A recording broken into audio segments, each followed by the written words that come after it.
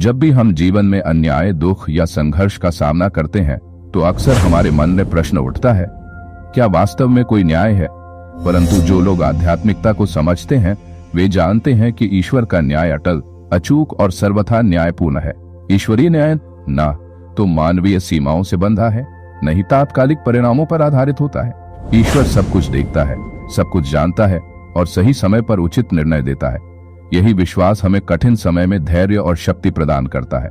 ईश्वरीय न्याय का अर्थ है ईश्वर द्वारा किए गए निर्णय जो पूर्णतः सत्य, निष्पक्ष और सबके कल्याण के लिए होते हैं।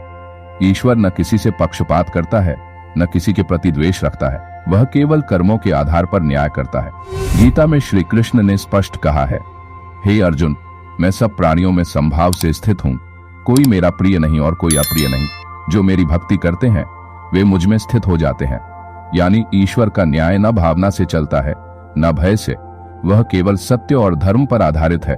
जब हम किसी निर्दोष को कष्ट में देखते हैं या किसी दुष्ट को ऐश करते देखते हैं तो हमें लगता है कि न्याय नहीं हो रहा, लेकिन यह हमारी सीमित दृष्टि का परिणाम है। ईश्वर का न्याय तात्कालिक नहीं, समग्र होता है। वह कर्मों का लेखा जोखा समय के साथ पूरा करता है। एक जन्म में नहीं तो अगले जन्म में, पर न्याय अवश्य होता है। हर कर्म का फल निश्चित है, चाहे हमें अभी दिखे या न दिखे। महाभारत इसका जीवंत उदाहरण है। पांडवों को अपमान और दुख सहना पड़ा, लेकिन अंततः धर्म की विजय हुई। द्रौपदी के चीरहरण पर जब वह ईश्वर को पुकारती है तो समय भले लगे, लेकिन न्याय उसे अवश्य मिलता है। कर्मफल का सिद्धांत ईश्वरीय न्याय की नींव है। जैसा कर्म वैसा फल, जो बोगे वही काटोगे। ईश्वर केवल एक निष्पक्ष व्यवस्थापक है। वह न कृपा से किसी का पाप मिटा देता है, न क्रोध से किसी पुण्य का नाश करता है। श्रीमद् भगवद गीता में कहा गया है, कर्मण्येवाधिकारस्ते मा फलेषु कदाचन। तेरा अधिकार केवल कर्म करने में है, फल पर नहीं। कर्मों के अनुसार ईश्वर न्याय करता है, न जल्दी न देर से, बस सही समय पर। ईश्वर का समय अलग होता है। हम जल्दबाजी में परिणाम चाहते हैं, लेकिन ईश्वर दीर्घकालिक सोचता है। वह हमारी आत्मा की पूर्ण उन्नति को देखता है, न कि केवल तात्कालिक सुख दुख को। कई बार देर से मिलने वाला न्याय जीवन की गहरी सीख लेकर आता है। कभी कभी दुख भी आत्मा को मांझने का माध्यम होता है। हर चुनौती, हर दर्द के पीछे कोई न कोई ईश्वरीय योजना होती है। रामायण में भी हम देखते हैं, भगवान राम ने भी 14 वर्षों का वनवास सहा, माता सीता का हरण देखा, परंतु अंततः धर्म की विजय और न्याय की स्थापना हुई। कई बार जो आज निर्दोष दिखता है वह पिछले जन्मों के कर्मों का फल भोग रहा होता है। कभी कभी यह कष्ट आत्मा की अग्नि परीक्षा होती है जो उसे और पवित्र बनाती है, और कभी कभी किसी के दुख के माध्यम से अनेक आत्माओं का कल्याण होता है। महात्मा गांधी को जेल हुई, लेकिन उनकी पीड़ा से भारत को स्वतंत्रता मिली। ईसा मसीह को सूली दी गई, लेकिन उनके बलिदान से करोड़ों लोगों को प्रेम और विश्वास मिला। ईश्वर सब कुछ देखता है। दिखाई देने वाला कष्ट असल में एक मान उद्देश्य की पूर्ति का माध्यम होता है। हमें अक्सर लगता है कि अगर तुरंत सजा नहीं मिली तो न्याय नहीं हुआ, लेकिन ईश्वरीय दृष्टिकोण से न्याय धैर्य मानता है, न्याय विश्वास मानता है, न्याय समर्पण मानता है। भगवद गीता कहती है, जो श्रद्धा और धैर्य के साथ ईश्वर का स्मरण करते हैं उनका कल्याण निश्चित है। यानी अगर आप सही रास्ते पर हैं तो देर चाहे जितनी हो, जीत आपकी ही होगी। ईश्वर हमेशा धर्म के साथ होता है। अधर्म चाहे कितना भी शक्तिशाली लगे, उसकी आयु सीमित होती है। धर्म चाहे कितना भी संघर्षशील हो, अंततः उसकी विजय होती है। महाभारत का युद्ध इसका आदर्श उदाहरण है। कौरवों की संख्या अधिक थी, सेना बड़ी थी, फिर भी पांडव जीते, क्योंकि उनके साथ धर्म और ईश्वर दोनों थे। ईश्वरीय न्याय को समझने और स्वीकारने के लिए जरूरी है विश्वास कि ईश्वर हमारे भले के लिए ही निर्णय लेता है। धैर्य कि समय चाहे जैसा हो, पर न्याय निश्चित है। समर्पण कि हम अपने अहंकार को छोड़कर ईश्वर की योजना में विश्वास करें। आत्मनिरीक्षण कि हम अपने कर्मों को सुधारते रहें ताकि अच्छे फल प्राप्त हों। जब हम भीतर से ईश्वर के निर्णय को स्वीकार करते हैं तो हर परिस्थिति हमें आंतरिक शांति देती है। कई बार ईश्वर न्याय को चमत्कारी ढंग से प्रकट करता है।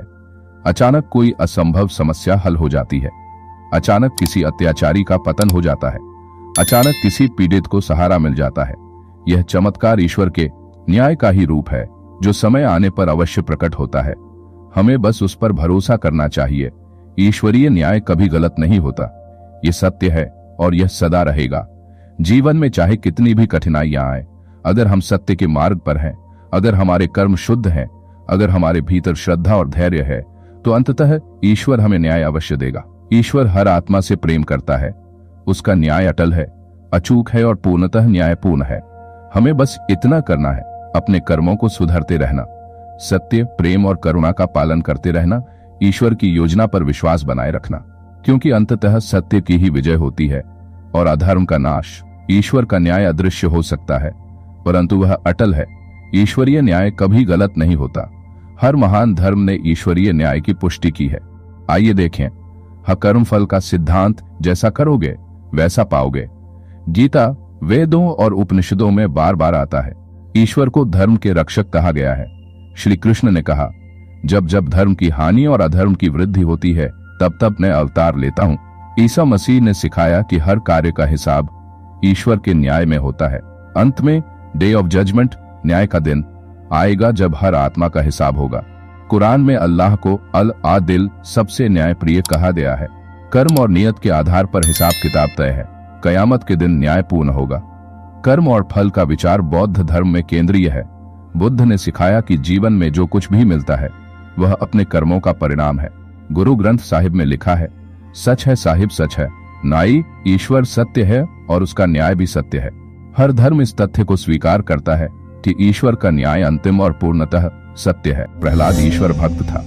हिरण्यकश्यप ने अपने बेटे को मारने की कई कोशिशें की, लेकिन हर बार ईश्वर ने प्रहलाद की रक्षा की। अंततः भगवान नरसिंह प्रकट हुए और हिरण्यकश्यप का अंत किया। धर्म की रक्षा करने हेतु ईश्वर स्वयं हस्तक्षेप करते हैं। सीता माता ने कठिन परीक्षा से गुजरने के बाद, दर्शन मिलने के बाद लक्षित को भी धैर्य रखा। अंततः उनका सम्मान और सत्य प्रकट हुआ। धैर्य रखने वालों को अंततः सम्मान मिलता है। मीराबाई को उनके परिवार और समाज ने तिरस्कार किया, उन्हें विष देने का प्रयास किया गया, परंतु भगवान ने उनकी रक्षा की। उनका नाम आज तक अमर है। हर आत्मा को कभी न कभी परीक्षाओं से गुजरना पड़ता है और ये परीक्षाएं ही हमें योग्य बनाती हैं ईश्वरीय न्याय के पुरस्कार के लिए। कई बार ऐसा लगता है कि हम पुकारते हैं लेकिन ईश्वर मौन है, परंतु मौन भी उत्तर है। शिव का मौन, कृष्ण का संकेत, ईसा का धैर्य, ये सभी हमें सिखाते हैं।